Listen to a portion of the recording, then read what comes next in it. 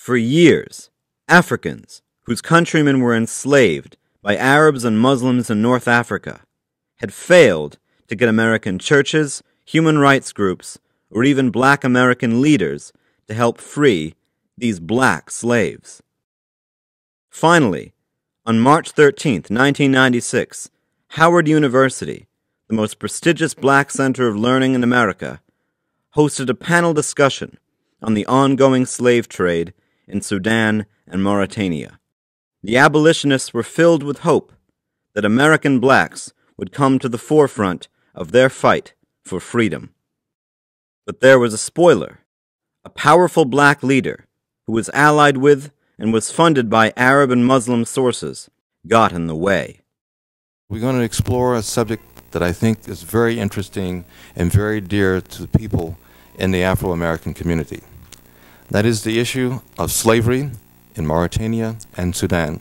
On this subject, there are many different views. Howard University does not take a position on any view that is expressed here today. Why on earth would a black university, the black Harvard no less, waffle and insist that there were two sides of a debate about whether slavery existed? Because of one man. All of the panelists mentioned, or I heard a few of the panelists actually mentioned that they would like African Americans to play a role in the fight against slavery in the Sudan.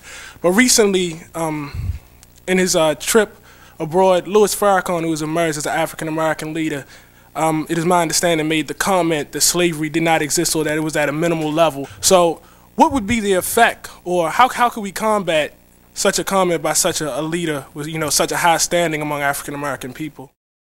There's a phenomenon going on, and I'd just like to give it to you as a student. This has to do with the fact that people are being bought and sold, is the allegation. That slavery continues for black people in the world. Sam Cotton, a black intellectual who risked his life to interview slaves in Mauritania, explains why so much of the black community hesitated to help free black slaves. Now, Anti-Slavery Society has a report that you could study. The Journal of Slavery and Abolition by Robin Collins' work is massive. There's testimony from the Subcommittee on Africa. Documents person, place, and time. Dr. John Eibner, Christian Solidarity International.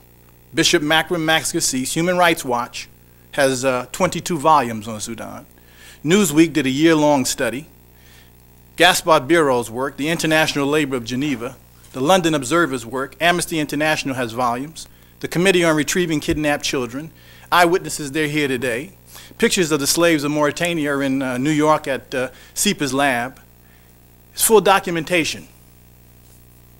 But an incredible phenomenon takes place in the African American community. All of this means nothing. Only a leader has to stand up and say, go home. It doesn't exist, I'm telling you. And despite our education, despite how we're taught to dig into our books, to do references, to do statistical studies, we train in anthropology, we know about ethnography. One leader stands up on this issue, which is central to our history. Every problem in a black community can be traced back to the effects of slavery. And only one leader has to say, it's not true, go home, all of you. Nothing's happening.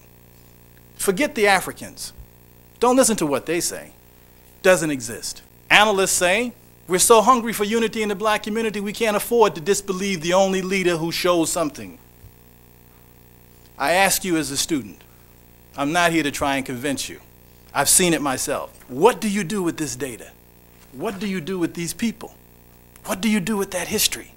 If you walk away from it, at least you must ask yourself, how, as a student, as a scholar, as a human being, do I walk away from it and say, I dismiss it based on a prominent black leader who has risen in a vacuum at our time?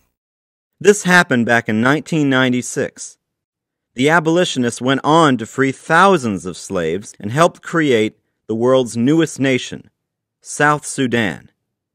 But today, blacks are enslaved in 5 African countries: Algeria, Libya, still in Mauritania, Nigeria, and still in Sudan. The question is, who will free these slaves today?